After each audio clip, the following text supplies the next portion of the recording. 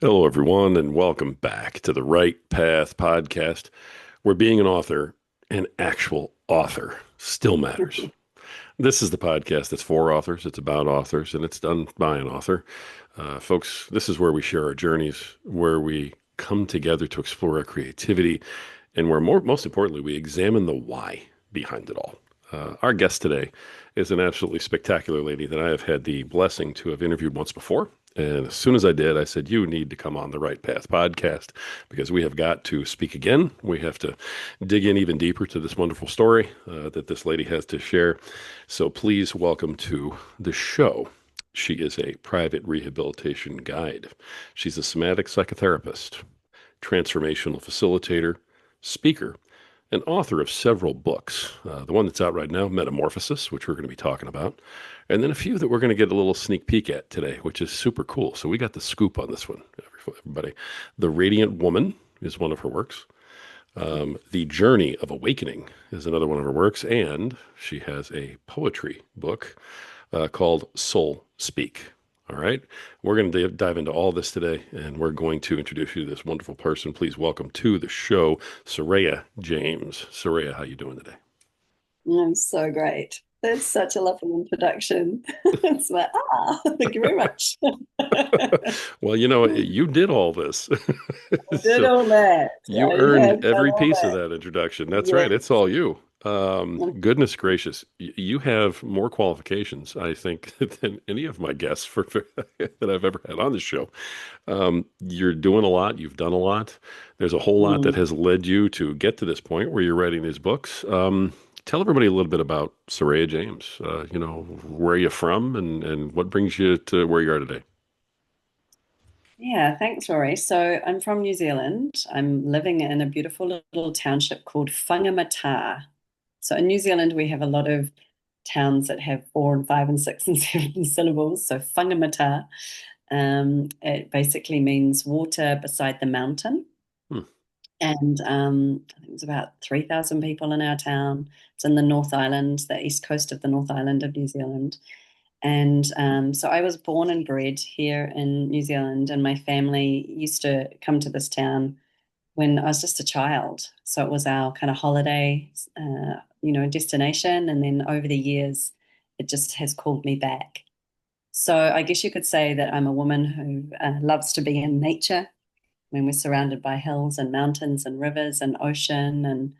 And I live a fairly quiet and simple life, and yet I'm quite a big, bold, bright light. So to move between the two places can sometimes be a little bit challenging when you live in a small town. It's like, hello. I'm a single mum. I have a beautiful 21-year-old son who has now left the nest. So I'm an official empty nester, which has its grieving moments and its moments of like, yay, I'm free. Um, I've been on this path for 36, 35 years now. Wow. So I entered into my very first transformational immersion, I would have called it, at the age of 19, which is really young. I mean, there's not many people I know that, other than some of the big names out there that have kind of stepped onto this path at such a young age. And I've just haven't stopped searching and seeking and training and teaching and doing all the things to put myself through a human experiment, really. I am my own human experiment of a living, breathing woman that can or that dedicates and devotes herself to living the most free and vital and beautiful, joyful life. And when you devote yourself to that, life gives you a whole lot of challenges. So it's been my mum said to me this morning, I don't know anyone who's lived so much of an exciting life as you have. Yeah, I really have. I've done some big, bold, bodacious things, and I've had some incredible experiences and opportunities in my life. But yeah, it's certainly come with some really dark times that I've had to navigate. So, but I'm sitting here today, 54 and fabulous and loving loving the space I'm in, like loving the pivot that I'm making and where life's leading me and, like into wonderful podcast rooms like this. So yeah, that's a little tiny snapshot. I'm a singer. I love to dance. I love to be on stages. Put me in front of an audience of 5,000 people. I'm at my best. God certainly put me on this planet to do some big things. So feeling really grateful. Yeah. Well, I've had the chance to see you on a pseudo stage because you came on one of our other podcasts, Step Up to the Mic, and you did a speaking presentation, which Mm-hmm. just was a knockout. It was absolutely fantastic. So, um, the idea of you being out there sharing all of this is, I think, pretty easy for most of us to kind of picture because you seem very natural at it. Does all this just sort of come naturally to you, or is this a product of the 35 years of working towards it?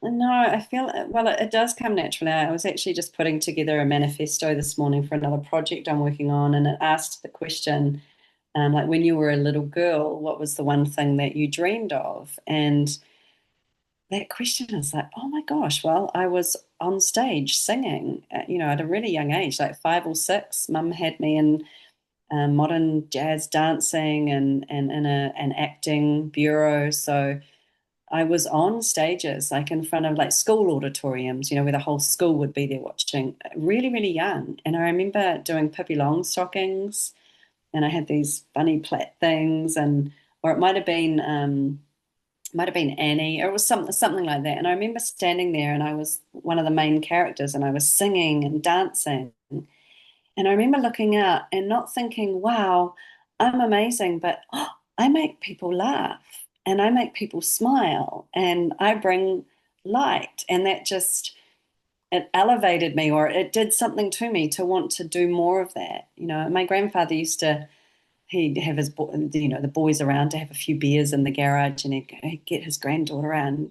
Come on, darling, come and sing for my friends. And he'd put me on a chair, and he'd make me sing these songs. And so I feel like I was born with this energy and this aliveness in me. I mean, my mum said to me, I kind of came out dancing and singing. So I do believe that it's nurture and nature. Like my whole family are musicians, and it's in our DNA. So Hmm. yeah, and along those first couple of decades of my life, of course, life conditions you and starts to shut that down, and um, temper you. And even though I tried to get back onto the stage in my sort of late teens, early 20s, something had already happened that had almost made me feel like you're not good enough, or you're too big for your Hmm. boots, and all of the things that we hear. So Right. it feels like I've been kind of actively trying to get back to that place for the last 30 years. And I have done, over that time, I've done some grandiose things, but it feels like now in my 50s, it feels more embodied and mature, and there's humility and grace that perhaps wasn't there before. Yeah. Hmm. So, a lot of the issues that you were just describing, that the imposter syndrome and, who am I and I'm not good enough and so on. Um, is it a coincidence then that those are the things that were, hitting you when you were younger, and now that's part of what you help other people with to overcome? Yeah, I wouldn't say it's a coincidence at all. I would say that it's all part of the destiny. I believe that, and that's what metamorphosis is about. It's like we come in with a core wound of, and this is, through the studies that I've undergone, that we hold 7 generations and possibly more, but 7 generations of DNA, in our body. And so we're carrying our parents and our grandparents and great grandparents, um, gold and coal, if you like, Hmm. diamond and coal. And so, um, as we, kind of travel through life and uncover that, take the gunk off the diamond, if you like, it just naturally comes through. So I don't believe that there are coincidences. I believe that everybody is destined to be amazing and whatever that is, and there's lots of beautiful teachers and masters and gurus who have spoken those words. Um, and I'm just another human that has kind of writing those words in a different way. So I believe that everything that I'm doing, everything that we are doing is in a way predestined, and we just have to get out of the way.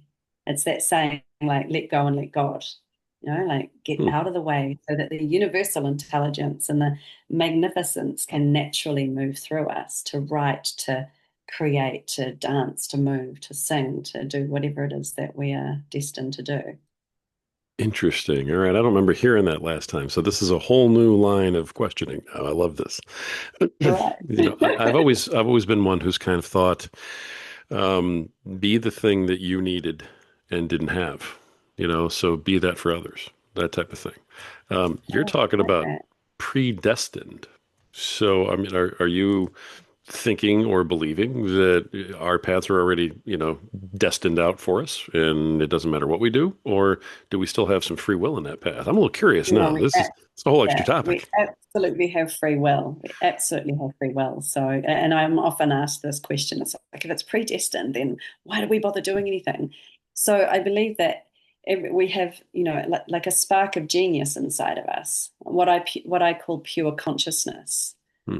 Yeah, and that's always here. Like at the level of our soul, we are meant to be incredible, manifesting, magnificent beings. But life conditions, life, creates these different pathways and gives us choices. It's like, here's somebody for you to engage with in a relationship. Will you choose to go into this or will you not?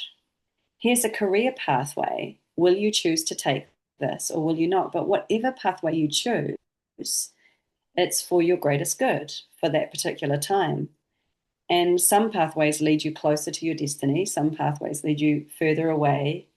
And I feel like our whole life is kind of navigating us towards that. And some people may not even reach that moment. I don't want to say get there because it's not like there's a destination, but some people might just sabotage their path over and over again. And others of us may look at what we're doing in our sort of sabotaging mechanism and go, that's just not how I want to live anymore.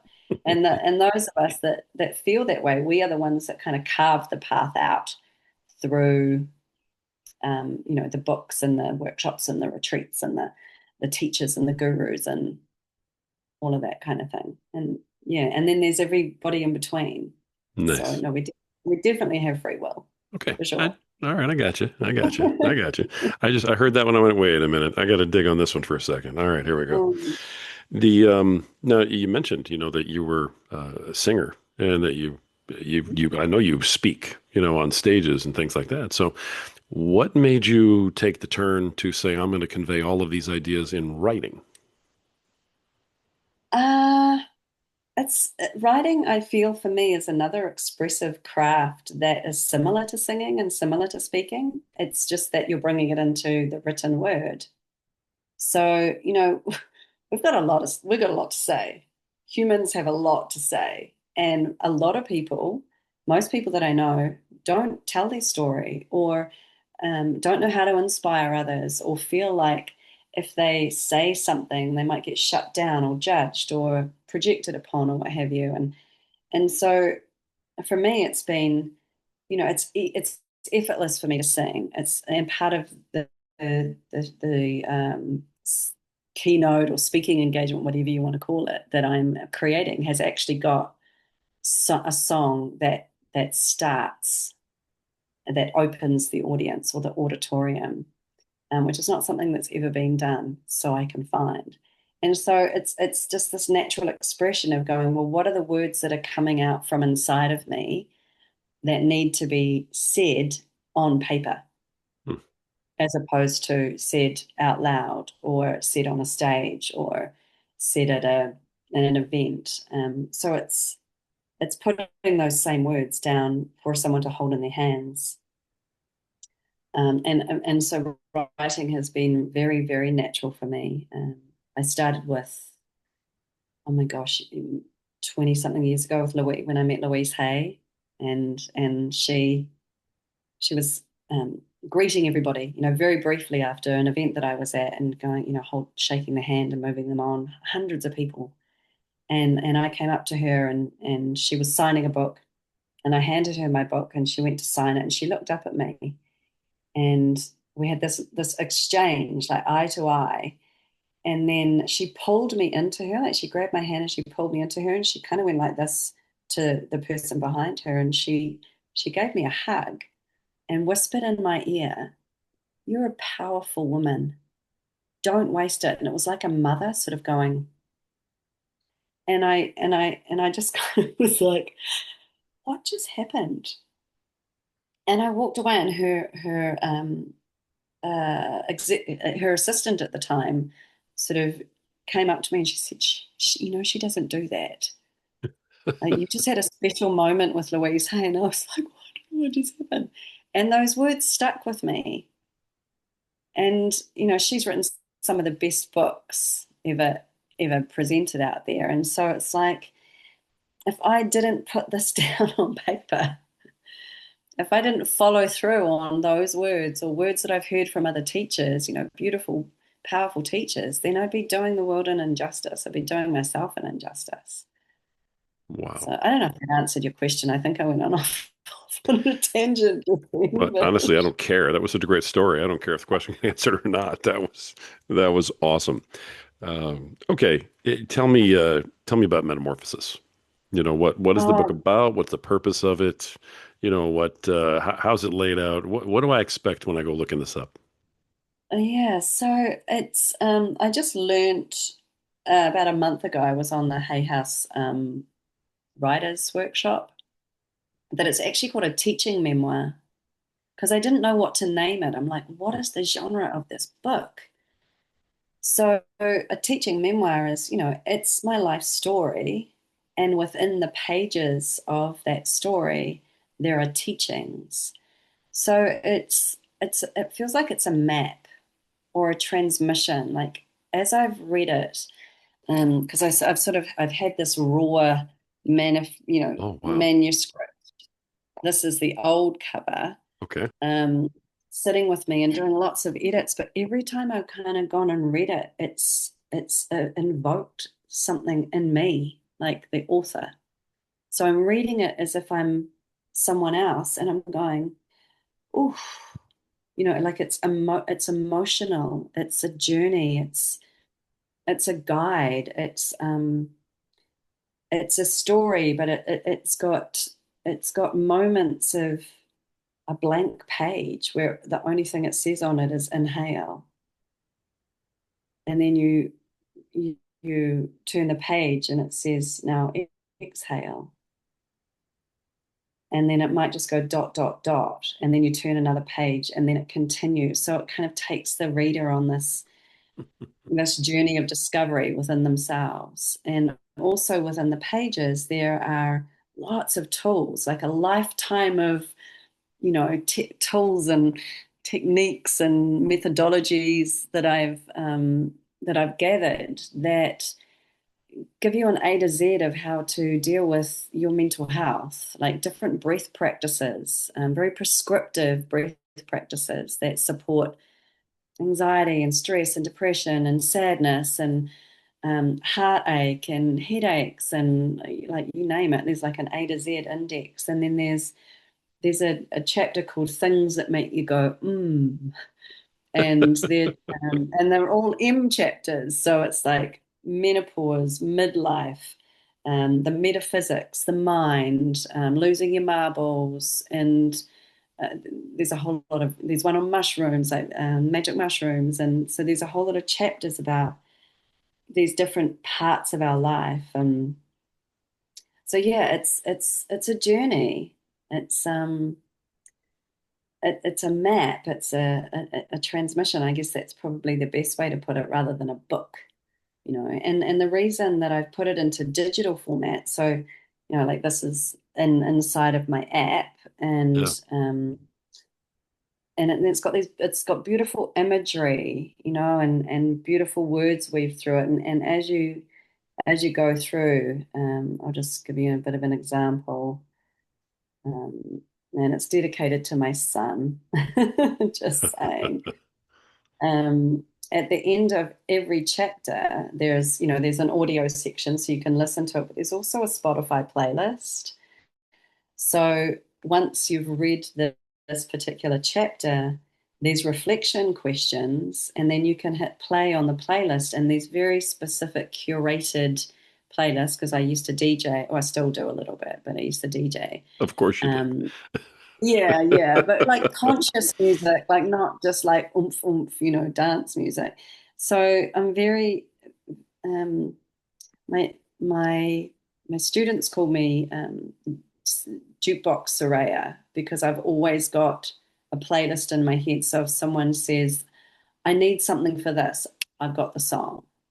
So these playlists are very specifically curated to take the reader on a journey. It's like close your eyes, listen to this piece of music, let it infuse, like let it really, penetrate the very cells that these words have invoked something within you. And then there's closing ceremonies. It's a beautiful body of work, if I must say so myself. And a few Love women that. that have read it recently, they said this is a masterpiece, Soreya. So that's a huge compliment. Wow. Yeah, it's very different, very different. So the title, is it about your metamorphosis that you went through, or is it about the metamorphosis that the reader is going to go through going through the book, or both? It's both, yeah. So it's a reflective story. So anyone that's reading it might then, and because there's reflection questions through it, might relate to what it is that I've shared.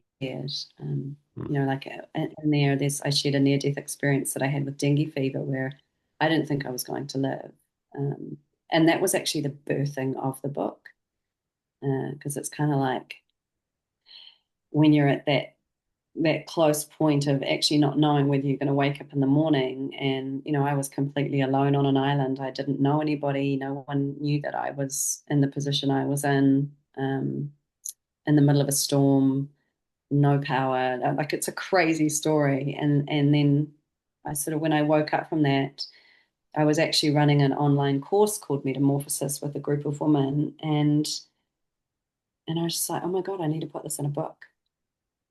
And so then over the 6 months that I was in Thailand and Nepal, climbing mountains and doing water and dry fasting, this book just started coming out of me. Like every day I was just, God, this is so exciting. And it was pouring from me. And so it was written in real time. So it was, as I was experiencing these, these epic experiences, I was writing from those experiences. Interesting. And it can be added to as well, like because it's live on the app, I can add to it as we go. Right. So yeah. So it's a book in terms of how it's formulated, but in terms of Hmm. how it's delivered through an app, not through a book. It's both. So if you want the full experience, I would definitely have it as an audio and on here, Hmm. but it's also in printed form. There we go. So it is Yeah. actually a standalone book also. I just want to make sure. I thought Standalone that it book. was. So, all right. The only thing with this is then you still have to get the companion app, right? If you want to have the full experience of it. Right. So this gives you the story and it gives you the questions and it gives you some of the teachings. Um, and then in the back, there's a QR code that then takes you into the companion app. I see. All right. Now, if you get the companion app, does it also give you the book in e-form then? In digital No, form? because no, because the book is on here. So all the writings are Yeah, that's what I'm it's saying. If on. you get Yeah. the app, then you have the book also. Yes, yes, yes. Got Yeah. it. All right. So Yeah. the best bang for your buck is to get the app with the book and all the stuff. I Got it. think All so. right. All right. Just making sure. Excellent. I Yeah. love it. All right. I knew it was kind of both, but I wanted to make sure. And for 1 minute there, I was like, wait, is it not actually also a standalone book? Because I thought that it was. I'm like, I saw it. I know I Yeah. looked right at it. Okay. I just thought maybe I was going crazy, but I wasn't. So there we go. All right. I love that. Now I know it's dedicated to your son, which is awesome. Yeah. Um, but one question that I ask folks, whenever we're writing our books, I think that we're writing them to somebody in terms of the book itself. or we're Hmm. writing it for somebody. We have someone in mind when we're giving a piece of advice or when we're giving a little bit of guidance. Who are you talking to? Who are you writing the book to or for? Yeah. I feel like when it was being written, it started off being for mothers that were struggling. Hmm. And then it became women that were struggling with this particular time in their life, like this perimenopausal, menopausal time of when, we're losing our seed, like literally our eggs, this the seed of life, and what actually takes place in our body, mind, our psyche through this time. And and then um inside of the story is also written for the young women who have lost their voices. And so when I was in Thailand, I experienced the darkness around the sex and human trafficking, and it was very much in my face. And so I connected with an agency over there that is supporting bringing women off the streets and out of massage spaces. Um, and so I started writing it for them. It was like, what if I could write a story that shared the voice? Because this book is very much about the little girl who wasn't able to speak up and be heard, um, and all of these little girls that are taken from their families and put into places and spaces that shut every part of them down. So then I started writing it for them, like in dedication to them, like if this can just make a difference for one little girl somehow, some way. So it became a lot bigger than what I ever imagined it would. And now I feel like it's probably being written for, yeah, I don't know. It just feels bigger. Like I always work with the collective consciousness. Like it's never just one person or one thing. Hmm. It's like when I'm in a process, I'm not working to heal myself. It's like I feel for all of the women that have ever been abused, or all of the men that have ever been silenced, or all of humanity that have ever been, exploited, or whatever it might be. Like that's just how it is for me. Well, Yeah. this I can understand the title a lot more Mm. now, having heard all that. So, Yeah. I mean, if you think about metamorphosis, there are very distinct stages. There's the seed, and then there's the accumulation. Like human beings accumulate so much in life, accumulating food, accumulating material things, accumulating thoughts, accumulating beliefs, conditionings. And eventually life puts us into a cocoon, a time of our life where we have to reflect, we have to go inward. And that might be the winter season, or it might be a winter season of our life. And that's very much what midlife is. Midlife crisis for men and midlife, for women. It's very real, and the rites of passage that we go through. And then eventually the cracks start to show and the light starts to seep in or out. And then you go through a natural state of beginning to fly, or beginning to know yourself more, or do the thing that you thought you could never do. And then that cycle continues. I mean, we're in a metamorphosis every day. We wake up in the morning, we go to bed at night, we go into a cocoon. It's constant. Hmm. I love that. Great answer. Great answer to the question. Thanks. Okay. Well, Metamorphosis, love that. Book and or all-inclusive app. Um, I could talk to you for hours, I'm telling you. So, I mean, every time we do this, we end up getting close to running out of time. But I do want to touch on a couple of these other things that are coming because we may be the first podcast that's going to get this information. So I want to get the scoop whenever I can. But you're Well, thank talking about the Radiant Woman, the Journey of Awakening, and Soul Speak. Now, these are all things that may be getting published, are getting published. Give me an idea of where we are with these and what they are. Yeah, so the Journey of Awakening was written about 11 years ago, Oh, and it's for whatever reason, it's just been sitting, and it hasn't ever felt like the right time to bring it through or out. Um, and then Radiant Woman was written 3 years ago, and that was written in a week. That was just like a pop. Mm, Um, okay. and Metamorphosis was written last year. Soul Speak has been a culmination of, over the last, I don't know how many years. And I feel like it's now, I'm embodying what I've written. Otherwise, I would have been almost definitely imposter syndrome. Like, am I actually living as a radiant woman? Mhm. Or did I just write about it? Have I really truly awakened to my heart? Like, I'm not awakened. Like, and have I gone through metamorphosis? It's like, yes, I can hand on heart say that now. So if I'd published those books, I would have almost had to sit behind a veil of like, oh, okay. So it feels like there's a trilogy. It feels like a trilogy. Like I can just deliver all three and go, well, here's the journey of awakening, and then I became this radiant woman, and now the metamorphosis is happening. So that's kind of what it feels like. Um, that I'm ready for all three to, yeah, to be Nice. launched. And I'm seeking a publisher. I've submitted many proposals, and I trust that the right person will pick them up, or maybe self-publishing will happen. I'm not 100% sure about the way they're going to be delivered, but the baby's born, so it has to go into someone's hands. There you go. That's some The imagery right for you. person's hands. With Yeah. Metamorphosis, that's out now. So how did you go about doing that? Yeah, so self-published. Mhm. And that's a journey. Oh my gosh, like, getting it up on Kindle and getting it on Amazon, and then you have to market it yourself. So, it's gone out to a small number of people, and I actually just met with a publisher on Sunday, and she's going to look at it for me. But I don't know, it's like, whose hands do you put it into? And then you lose a bit of yourself. So Yeah. whereas this is like goes out just as it is in my written form.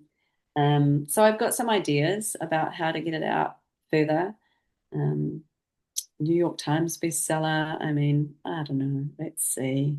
I Let's mean, if you're see. going to aim high. I like that. Why There you go. not? There you go. Why not? Yeah. You just need someone to teach you how to do social media. That's all. Oh, well, no, you know what, Rory? I need someone to do it for me. We need to talk. There you Even, go. even Exactly. better. Even better. Even better. You got that right. All right. Mm, But no, I love that. So the Radiant Woman and the Journey of Awakening, it sounds like you have plans to get these out. You're shopping them right now. This is something that yeah. is coming. Yes. Is coming. Absolutely. Love that. Okay. Absolutely. Love that we can say that. I'm intrigued because you seem to keep putting this off to the side, almost like it's in hiding a little bit. But Soul Speak, a book of poetry. Um, Yeah. where did that come from? What does that mean to you? And when are we going to see that? What's going on there?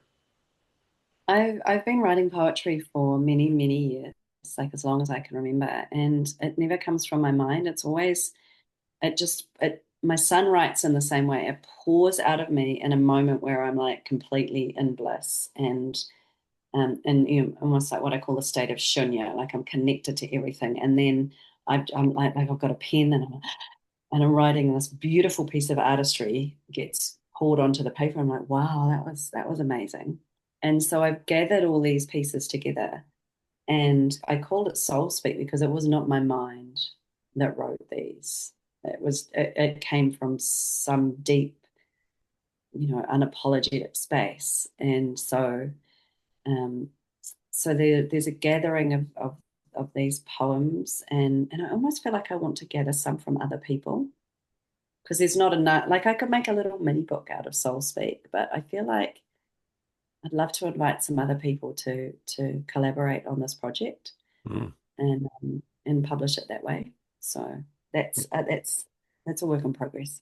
nice. Okay, so we're not going to see that soon because you're going to turn it into an anthology, it sounds like. I think so. Yeah, yeah. That's There's powerful. nothing wrong with it yet. Yeah. That is powerful. There I mean, was plus another it's, one called Chocolate for Consciousness, and I was like, oh wow, that's another one. I'm sorry, say that again. So, like Conversations with God, Uh-huh. there's another idea that I've had called Chocolate for Consciousness. So it's like, when you want a little piece of chocolate, you open the book up and it's like, oh, there's a little morsel to Ah, to um, to awaken your consciousness or shift your consciousness or something. But yeah, like, there's always ideas flowing through. wow. I can't wait to hear that one. That's going to be phenomenal. I'm not sure I've ever heard a better title for a book than that. I That's mean, cool, right? that's going to sell. Let me just tell you. Chocolate for Yeah, consciousness. I mean, yeah, that hits every SEO in the world, and I'm pretty sure that marketing that'd be pretty simple. So you're gonna be just fine. Oh my goodness, yeah. that's wonderful.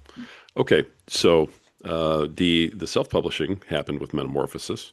Was there something about the self-publishing journey that made you say, "Hey, I want to go back and try and do a publisher," for these other ones, as opposed to just doing because you've learned some of the self-publishing now. So I would think that Yeah. might be a little bit easier, but still you want to try the published route. What is it you're looking for there, trying to find, accomplish, that type of thing. Honestly, I think it's a part of the ego of a writer that says, imagine being picked up by Hay House, or imagine Ah, being picked up by Penguin, or imagine being picked up by, one of the biggest publishing companies in the world. right. And the reason that I have that, and it's not that it's not like that ego of like, wow, it's more that ego drive of I've actually written an 8-part screen adaptation that goes along with Metamorphosis called Metamorphosis. And I've just put the treatment together, and I'm aiming big with that too, wanting to get into some movie houses with big name artists. Like it's a phenomenal uh, piece of work that's been put together, and so I need someone that believes in what I've written, what this is about, to take it to the big screen. So self-publishing is not going to do that. Hmm. So when I'm looking at agents and